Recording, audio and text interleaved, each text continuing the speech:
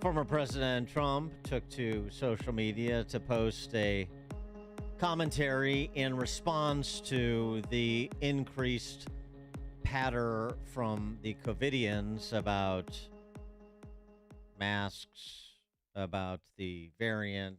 About this new booster shot coming out in 2 Yeah. weeks. It's going to save the world. Well, because the big guy, Mr. 10%, President Biden, saying, it's going to be approved by the FDA in 2 weeks, no trials.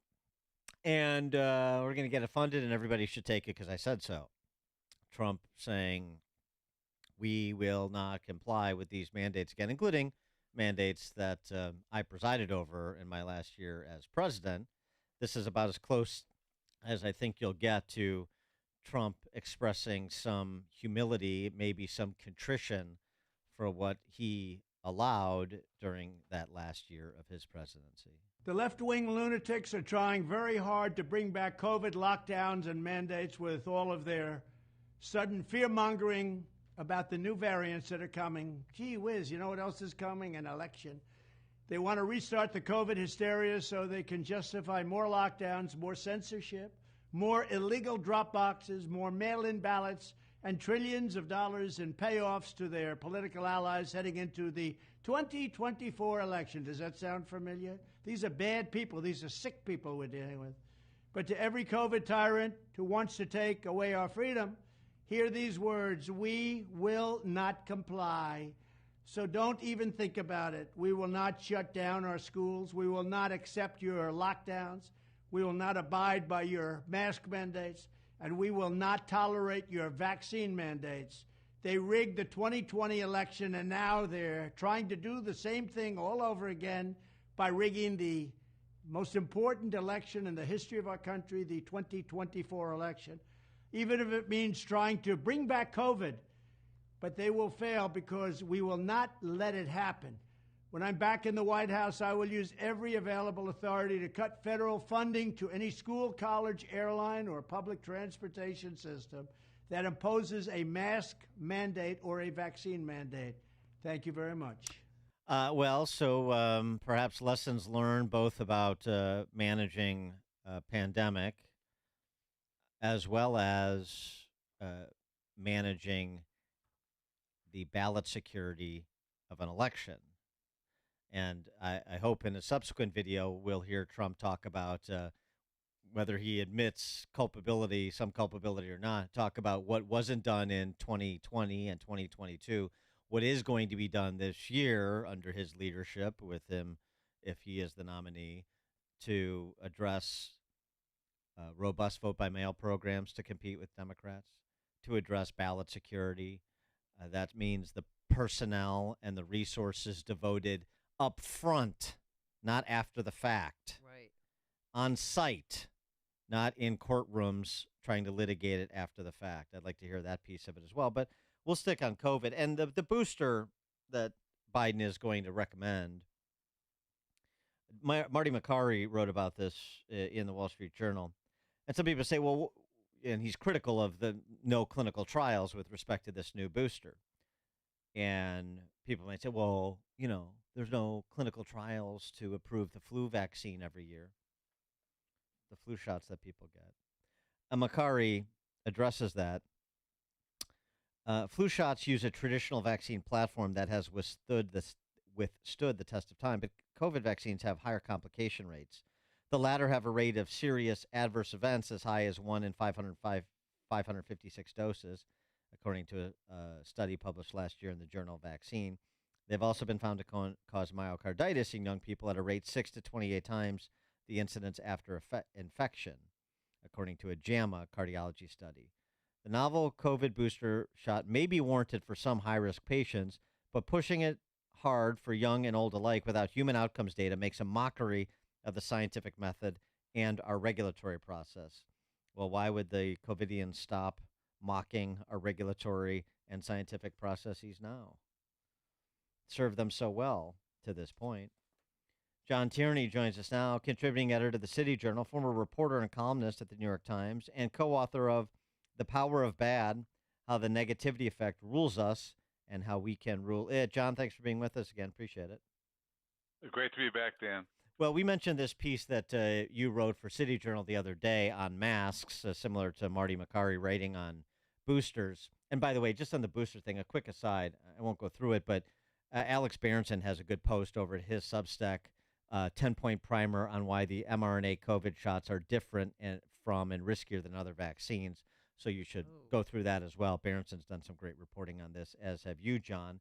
And you focus on the masks, where Makari is focused on the boosters. And not just the studies that we know from the past, but what we're learning with each passing day as more post-mortem investigations are done. Right. There was a new study in the Lancet that was funded by actually the Bill Gates Foundation, and of course, Bill Gates is a maskaholic. He's desperate to have more lockdowns, and he's already planning for the next pandemic. And this study, it looked at it was like dozens of researchers from 6 universities, and they found, and they looked at the 50 states. They looked at the mask mandates, found no connection between mask mandates and COVID infections or mortality. So, I mean, this is even from folks who were trying to find justifications for the lockdown measures and the mask mandates. And and I pointed out in City Journal that if you looked at the weekly rate of infections and mask policy, absolutely, it was absolutely identical through the pandemic in the states with mandates and the ones without. I mean, And of course, the great. I'm sorry, Amy. Go ahead. oh no, I'm just saying the biggest purveyors of misinformation was the CDC, and they're never going to come clean and admit that the efficiency of masks is non-existent.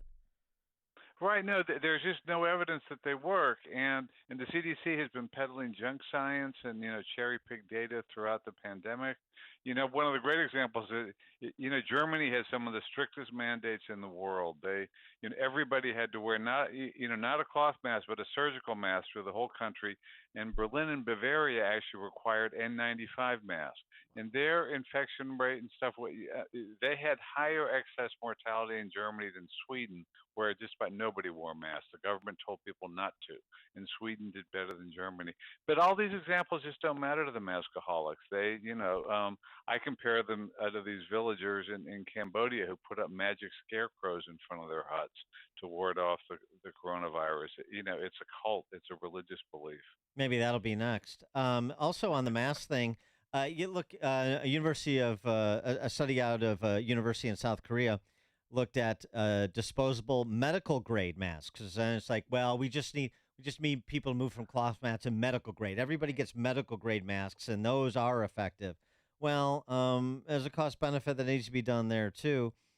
What they found is that the levels of toxic volatile organic compounds in those polypropylene, polyurethane, nylon KF94 masks in South Korea, which are the equivalent of our KN95 masks, they're about 8 times the recommended limit by our own Environmental Protection Agency, 8 times the recommended limit of these toxic volatile organic compounds found in these masks. And so, I mean, we talked about this during COVID as well, too, that the excessive mask wearing, the lack of cleaning, which is what, most people will sort of default to do, it also negatively impacts your health. And here's another study that suggests that. Exactly. I mean, the CDC has never even pretended to do cost-benefit analysis to actually look at the known harms of masks. There's this constellation of symptoms called mask-induced exhaustion syndrome, headaches, difficulty concentrating. And in the City Journal piece, I mentioned some German researchers came out with a review of the literature where they pointed out that high carbon dioxide levels have been linked with all kinds of problems in the body, and that people who wear masks for a long period of time are exceeding those levels. When the U.S. Navy started having female crews, they set limits on carbon dioxide in the submarines because of research showing that elevated levels correlated with stillbirths. And yet, those levels are being exceeded by by mask wearers, and yet the CDC is telling everyone, including pregnant women, to wear masks, on indoor public transportation. And if the COVID levels get high, everybody should wear masks, including toddlers. I mean, Ugh. Europe is not cruel enough to mask toddlers, but I mean, we are alone in that cruelty. The U.S. Wanted to just get your take. I mean, we were talking about it earlier in the program about how far you think this is going to go this time around, and I suggested that in places that have otherwise lost their minds, big cities, the school districts in big cities, you'll see some of this, maybe even the form of mandates. But I think there is a lot more skepticism spread across a lot bigger proportion of the population this go around for these sorts of mask and vax mandates than there was the first go around. And I just don't. I think you'll hear guidances and you should do this and you should do that, but I don't think you're going to have the sort of pervasive mandates that you saw the first go around. I think that's a good guess. As you pointed out, even Trump, who stood by for those mandates during, when he was actually president, he's come around now too. My City Journal piece, someone posted a comment, a Dr. Seuss response to mask mandates, and I'll read it to you. It's, Yeah. I will not wear it on my face. I will not wear it any place. I will not wear it to get in. I will not wear it on my chin. I will not wear it on my ear. I will not wear it out of fear. I will not wear your stupid mask. I will not wear it. Do not ask. Oh. Theodore Dreiser lives. Yes, very, very, very good. And hopefully that's the sentiment that continues to grow. John Tierney, contributing editor to the City Journal, rhyme master, former reporter and columnist at the New York Times, and co-author of The Power of Bad: How the Negativity Effect Rules Us and How We Can Rule It. John, thank you as always. Thank you. Thank you. Very well read. And he joined us on our turnkey.pro answer line. The more you listen, the more you'll know. This is Chicago's Morning Answer. Morning Answer on AM 560. The Answer. There are more than 50 million people enslaved in the world today. Most of them are women and children. They lock you